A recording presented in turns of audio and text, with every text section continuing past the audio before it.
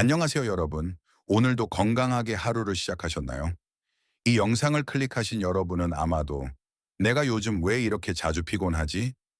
60 넘으니 몸이 예전 같지가 않다. 이런 생각 한 번쯤 해보셨을 겁니다. 맞습니다. 60세 이후 많은 분들이 말씀하십니다. 어느 날 갑자기 무너지는 느낌이다 라고요. 그런데요, 건강은 어느 날 갑자기 무너지는 게 아닙니다. 사실은 오랫동안 쌓인 작은 잘못들이 하루하루 몸을 갉아먹고 있었던 겁니다.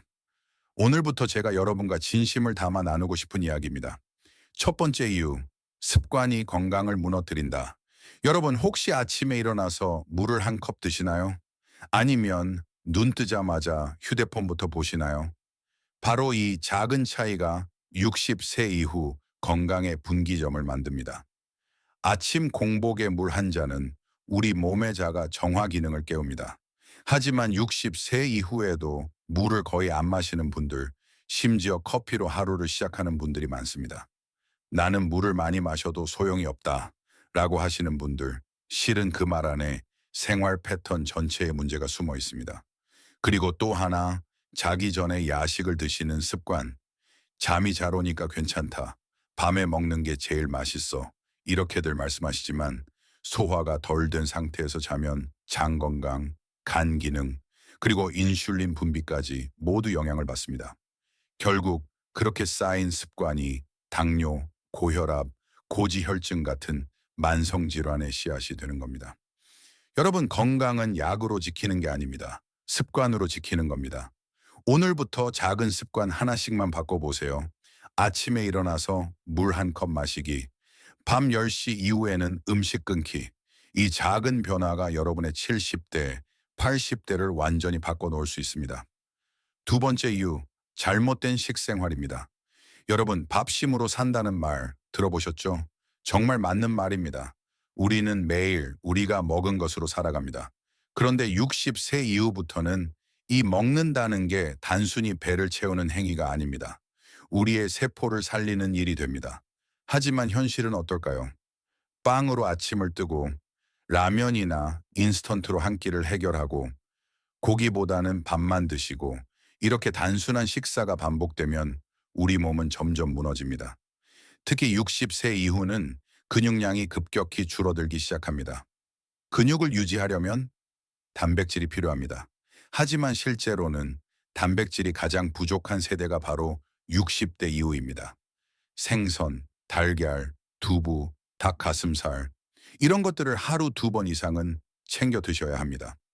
오메가3, DHA6 같은 좋은 지방산도 반드시 필요합니다. 이건 뇌 건강에도 아주 중요합니다.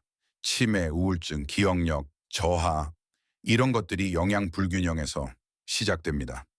그런데도 많은 분들이 나는 예전처럼 먹으면 체해서 단순하게 먹는다라고 말씀하십니다. 여기서 중요한 건 잘 먹는 법을 다시 배우는 겁니다. 많이 먹는 게 아니라 필요한 걸 골라서 먹는 습관. 이게 바로 60세 이후 건강을 되살리는 두 번째 열쇠입니다. 오늘부터 이렇게 해보세요. 하루 2번 이상 생선이나 계란 섭취, 아침엔 커피보다 미지근한 물, 하루 한 끼는 채소 중심으로 식사하기, 주 2회 이상 견과류 섭취하기. 식사는 약이 아닙니다. 하지만 약보다 더 큰 힘을 지니고 있습니다. 세 번째 이유, 운동 부족과 근감소증입니다. 여러분 혹시 이런 말 들어보신 적 있으신가요? 나이 들어서 가장 먼저 줄어드는 건 근육이다. 정확한 말입니다. 60세를 넘기면서 우리 몸은 해마다 근육량이 서서히 줄어듭니다. 그리고 그 줄어드는 속도는 우리가 생각하는 것보다 훨씬 빠릅니다. 운동하지 않는 60대 이후의 몸은 매년 약 1%에서 2%의 근육을 잃습니다. 그럼 어떤 일이 벌어질까요? 허벅지 힘이 약해지면서 계단 오르기가 힘들어집니다. 손목 힘이 줄어들어 컵이나 프라이팬을 자주 놓치게 됩니다. 심지어는 균형을 못 잡아 작은 발걸음에 넘어지기도 합니다. 이걸 근감소증이라고 부릅니다. 그리고 이 근감소증이 우리가 걷는 걸, 움직이는 걸, 심지어는 삶의 의욕 자체를 꺾어버리게 되는 겁니다. 그런데요, 좋은 소식도 있습니다. 바로 근육은 나이와 상관없이 만들어진다는 사실입니다. 지금 이 순간부터라도 매일 15분만 움직이기 시작하신다면 여러분의 건강은 눈에 띄게 바뀌기 시작할 겁니다. 예를 들어 이렇게 시작해 보세요. 벽 짚고 스쿼트 10회, 물병 들고 팔 굽혔다 펴기 10회, 의자에 앉았다 일어서기 10회. 이런 간단한 동작만 해도 우리 몸은 근육을 쓰는 중이구나 하고 신호를 보내기 시작합니다. 포인트는 꾸준함입니다. 헬스장 가지 않으셔도 됩니다. 걷기만 해도 좋습니다. 단, 매일 해야 합니다. 운동은 우리 몸에 남은 생명의 불씨를 다시 살리는 일입니다. 지금 당신의 몸에 불을 지피세요. 네 번째 이유, 수면 장애와 멜라토닌 감소. 여러분, 요즘 잠은 잘 주무시나요? 많은 60세 이후의 분들이 이렇게 말씀하십니다. 잠이 예전 같지 않아. 자다 깨다 자다 깨다. 밤이 너무 길어요. 낮엔 멀쩡한데 밤만 되면 뒤척이네요. 네, 이건 결코 개인의 문제가 아닙니다. 나이가 들수록 우리 몸에서 멜라토닌이라는 호르몬이 줄어듭니다. 멜라토닌은 수면의 스위치 역할을 하는 물질인데요. 이게 줄어들면 잠이 들어도 깊이 못 자고 자주 깨게 됩니다. 그런데 더 큰 문제는 이런 수면 부족이 다음 날의 건강을 무너뜨린다는 데 있습니다. 면역력은 떨어지고 혈압은 오르며 우울감이 증가하고 뇌의 노화 속도도 빨라집니다. 그렇다면 어떻게 해야 할까요? 잠은 약으로만 해결되는 것이 아닙니다. 생활을 바꿔야 합니다. 첫째, 저녁 9시 이후엔 휴대폰을 멀리하세요. 파란 불빛은 멜라토닌 생성을 방해합니다. 둘째, 침실의 조명을 어둡고 따뜻하게 바꾸세요. 노란 조명이 뇌를 편안하게 만들어줍니다. 셋째, 잠들기 1시간 전엔 따뜻한 물로 반신욕이나 족욕을 해보세요. 천을 올렸다가 떨어뜨리면 잠이 더 잘 옵니다. 넷째, 저녁 식사 후 가볍게 산책하세요. 밤 공기를 마시며 뇌와 마음을 진정시키는 데 좋습니다. 또한 오메가3나 마그네슘 또는 B6 등의 영양소도 수면의 질을 개선하는 데 도움을 줄 수 있습니다. 기억하세요. 잠은 몸의 회복을 위한 하늘이 준 시간입니다. 이 시간을 지켜야 내일도 건강한 내가 되는 겁니다. 다섯 번째 이유, 외로움과 고립감이 주는 심리적 병.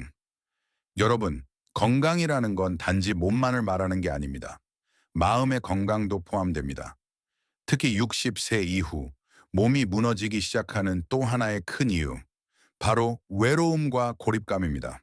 다 커버린 자식은 바쁘고 내 친구들은 하나둘 떠나가고 집에 혼자 있는 시간이 길어졌어요.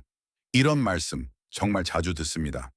하지만 여러분, 혼자 있는 시간과 고립된 삶은 전혀 다릅니다. 혼자 있는 걸 좋아하는 분들도 계시죠. 하지만 중요한 건 소통이 단절되면 몸과 뇌, 마음까지 점점 다친다는 겁니다. 실제로 외로움은 하루 한 갑의 담배만큼이나 건강에 해롭다는 연구가 있습니다.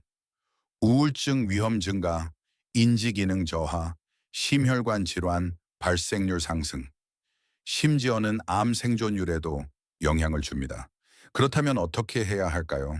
첫째, 일주일에 한 번이라도 누군가와 밥을 드세요. 이건 단순한 식사가 아니라 교감입니다. 둘째, 가벼운 모임을 만들어 보세요. 공원 걷기 모임, 독서 모임, 노래 모임. 함께 웃고 이야기할 수 있는 공간은 약보다 낫습니다.